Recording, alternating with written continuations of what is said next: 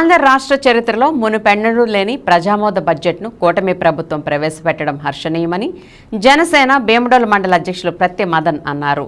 శనివారం భీమడోలు కార్యాలయంలో ఆయన మాట్లాడారు. కూటమి ప్రభుత్వం ప్రవేశపెట్టిన బడ్జెట్ పట్ల ప్రజలు సంతోషంగా ఉన్నారని అన్నారు.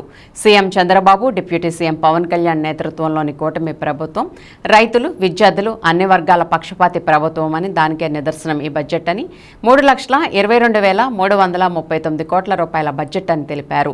గత వైసీపీ ప్రభుత్వం రాష్ట్రాన్ని అంధకారంలో నెడితే ఈ ప్రభుత్వం స్వర్ణాంధ్ర విజన్ 2047కు అంకురార్పణ చేసిందని చెప్పారు. కార్యక్రమంలో పార్టీ నాయకులు ఈతకోట సత్యకృష్ణ, దౌలూరి సునీల్, దుర్గా పల్లవి, మామిడి శ్రీను, చంటి, బద్రి తదితరులు పాల్గొన్నారు.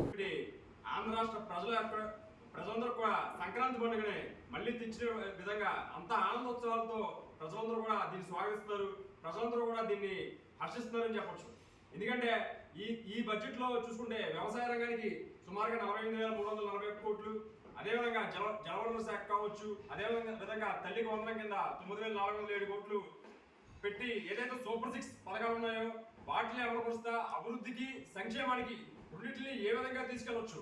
ఎందుకంటే గత 5 సంవత్సరాల్లో చూసుకుంటే జగన్మోహన్ రెడ్డి సంపద మొత్తం కూడా తన ఇంటికి మాత్రమే పరిమితం చేసుకునే విధంగా ప్రభుత్వ పథకాలు ఉంటే ఈ కూటమి ప్రభుత్వం ఏర్పడిన తర్వాత శ్రీ నారా చంద్రబాబు నాయుడు గారు, శ్రీ కొడుదల పవన్ కళ్యాణ్ గారి నేతృత్వంలో నడుస్తున్న ఈ కూటమి ప్రభుత్వం, నరేంద్ర మోదీ గారి ఆశీస్సులతో నడుస్తున్న ఈ కూటమి ప్రభుత్వం ప్రజలందరికీ చేరువయ్యేట్టు కూడా ఏదైతే అభివృద్ధిని వికేంద్రీకరణ చేసుకుంటూ ప్రతి ఒక్క రంగానికి, వ్యవసాయ రంగం కావచ్చు, సాగునీటి రంగం కావచ్చు, విద్యార్థి రంగం కావచ్చు, కార్మిక రంగం, కర్షక రంగం అందరికి కూడా ఆమోదయోగ్యంగా ఇటువంటి భారీ బడ్జెట్ ని రూపొందించి ప్రజలందరికీ కూడా మరొక సుఖ సంతోషంతో ఉండేట్టు ఈ బడ్జెట్ ఉంది. మరి ఈ ప్రభుత్వం ఖచ్చితంగా ఒక రైతు పక్షపాతి, ఒక విద్యార్థి పక్షపాతి, ఒక కార్మిక పక్షపాతి అని చెప్పుకోవడంలో ఎటువంటి సందేహం లేదు.